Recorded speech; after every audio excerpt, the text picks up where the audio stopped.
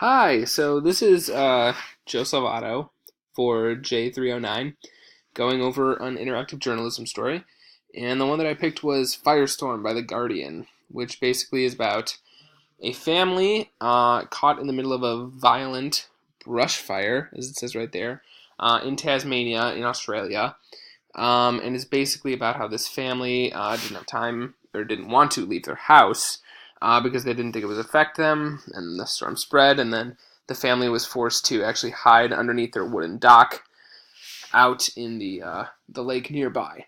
And this is their story. So I turned off the sound here just for a little bit, just so I can talk about this main page, and then I'll turn the sound on because the audio is one of the coolest parts of the story, in my opinion. And then I'll just walk through some of this, not the whole story, and just highlight the areas of the story that I thought were most effective and that utilized the interactive journalism techniques the best. So, first of all, with the front page, excuse me, just as an example for the rest of the story too, it's defined often by just a little piece of text right here. Never is it a huge, overwhelming amount of text on the screen, and the text is always overlaid with either a picture, like you see right now, or video, like you see it rotating through eventually. So that's basically the layout of this interactive story, which I think is really effective because, well, it relies mostly on the video or the audio of the story. It keeps the text light, as opposed to like the New York Times Snowfall, which we looked at in class, which is really text heavy, and then also had some interactive elements. So I'm going to turn on the volume right here, and just so you can get a glimpse of how it sets the scene, really, just right on this front page with the footage and the audio here. Got some police calls coming in. And some helicopter noise. Just sets the scene really well. Aside from that, on the side here, there's a little sidebar that just very neatly organizes the story into chapters, 6 chapters. Each chapter broken down by the type of storytelling element within it. So this right here would be text. This is a video interview, small video package. This is an interactive map, some more text, and a little bit more about general information about wildfires, how to prevent them, the history of them in Australia, things like that. And these are threaded throughout all the chapters as well. So that's just a little bit on the front page. If we scroll down right here where it says scroll down to continue, you can see chapter 1. Now immediately there's already different tones set by the video and the audio that you're hearing. So the video is obviously the calm before the storm, essentially just some B-roll of some birds flying, and they've got it in a beautiful loop where the birds fly into the frame and then fly out of the frame again. It's really nice. And put up against just the initial bit of the fire, already you can just tell the vast difference between the two. So it's really great.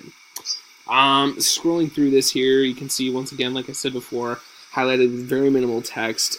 This is consistent throughout all the 6 chapters of the story, and also consistent with the sidebar, which lays out the different elements of the storytelling within this single chapter. So right now we're on a beautiful clear morning, detailing the morning of the brush fires, how they spread comes later, but this is just sort of painting the picture of this small quiet town before the storm. Now here we're thrown into a video. Morning. Immediately this is a video that includes sound bites from the interviews of the family, the Holmes family, which is what the story is surrounded around. And just gives you a little bit of an audio clip, a little bit of video package, just to introduce you to the family. And the interesting thing, again, is that there really hasn't been a lot of text at all so far. It's mostly been a visual story. It's very clear. Actually, you could probably go so far without reading a single piece of text, and you're still understanding the basic setup for the story. But here, I'll play a little bit of the video so you can see the package. The previous Wednesday and Thursday, there had been a fire more north and west of us. I think it must be about 20 kilometres away. But we knew about that because it had been burning for 3 or 4 days. every summer there's a fire somewhere, and you're aware of fire, and it's part of the Australian culture. You just know that there are fires. Also, a great point about this little video, too, is that right here there's even a little piece of text, one sentence, that basically summarizes what this 30-second to a minute, I mean basically around a minute, video package is going to tell you. Another really smart, brief way to keep readers moving through the story and engaging in the story. So to keep going, you have a little bit more about the history right here, the previous 2 seasons, based on the history of the wildfires for the last 2 years, what they were expecting for this year. Now here is also another really cool feature, keeping up with the interactive messages. This is basically a map of where the fires started. 50 wildfires start in the morning of, right? And then you scroll down, and you get 4, which developed out of all those dots. 4 major ones, which ended up being into the extreme end of the fire danger rating. And then you get one more further, and you see the actual traces of the pathway, the trajectory of the fires, where they went, and where the homes are, right there in Hobart.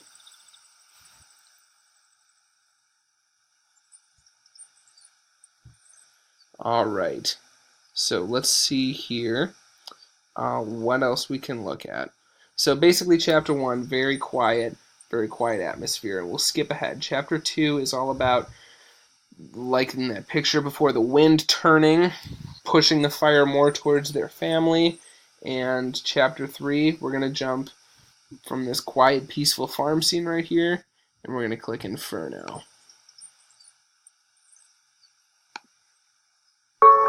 Now right here, sorry to go back, but right here you're going to see Inferno, Chapter 3. This is how it starts. A little bit of fire over there. Jumps right into a video.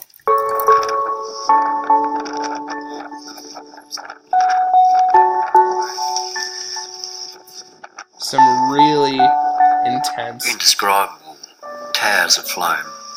Moving imagery right here of the flames that we haven't really been seeing yet in the first 2 setup chapters.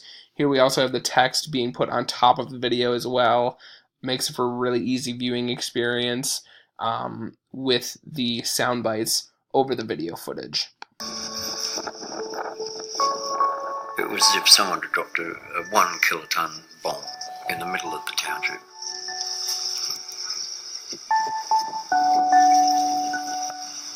The apocalypse is happening, darling. Bloody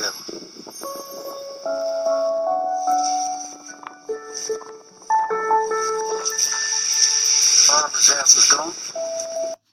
Alright, so there's that video. There's another video here too, more about the homes in specifics, talking about how they're forced to evacuate their home and not really having a place to go. As they learn to describe later in the story, the fire was on all sides of their house, and there was really no way for them to get out. So we're going to jump to Chapter 4 now, which is called The Jetty. And this, another beautiful little short B-roll here of the actual dock that the Holmes family hides under during the brush fire. And this is really where my favorite piece of the interactive element of this story comes together, and it's right here, called At the Water's Edge. Being in water and just holding them on your hips, and I suppose you're fairly buoyant in water, and they just sat there. It was quite hot.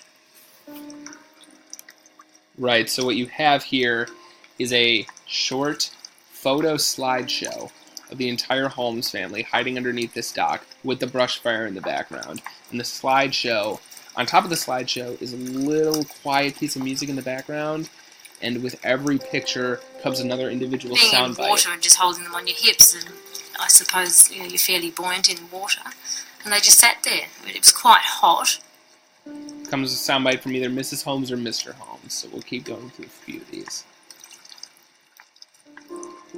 The surface of the water was as if it was coated with oil, and the low-lying smoke was an unreal thing to behold. See, I think this is an unbelievable usable picture and audio put together. It just really makes the story effective. These are some really powerful images, and the audio works perfectly along with it. I don't think we could have stayed out that deep without having the jetty there to hang on to and to prop some of the kids up in the crossbars underneath the jetty.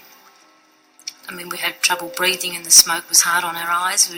Some of those photos we're squinting badly and it's the smoke that burnt our eyes, so it's very hard to see.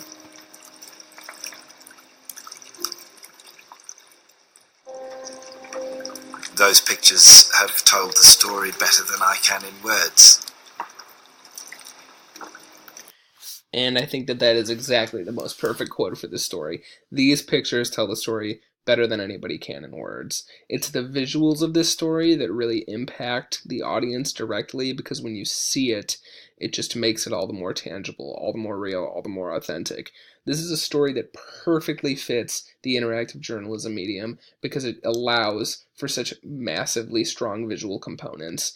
And it's just something that's really effective. This is my favorite piece of interactive journalism. I usually go to this piece always if I'm trying to explain to people exactly what this is, because it's just such a smooth, easily navigatable, easily understandable, easily digestible piece of journalism that's just extremely powerful because of all the visuals that go along with it, and the audio for that matter.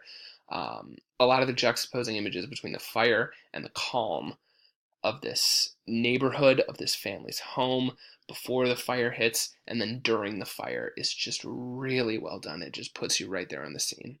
So those are the things that I wanted to highlight specifically within this piece of interactive journalism. The other stories, excuse me, the other chapters 5 and 6 deal with the aftermath, about how the Holmes family actually ends up rebuilding their home because obviously their home was burned to the ground completely. And then chapter 6 is all about living with these brush fires because the homes don't move. The father actually there's a quote of the father saying that there's no place he'd rather live, even after all this. Really fascinating story, really intense, really well done, beautifully put together, meticulously put together, and altogether I believe a seamless piece of interactive journalism. I absolutely love this story, and I love the way it's presented. So that is why I wanted to pick it today, because I just think it's a perfect example of a tier 3 piece of interactive journalism. Thanks so much.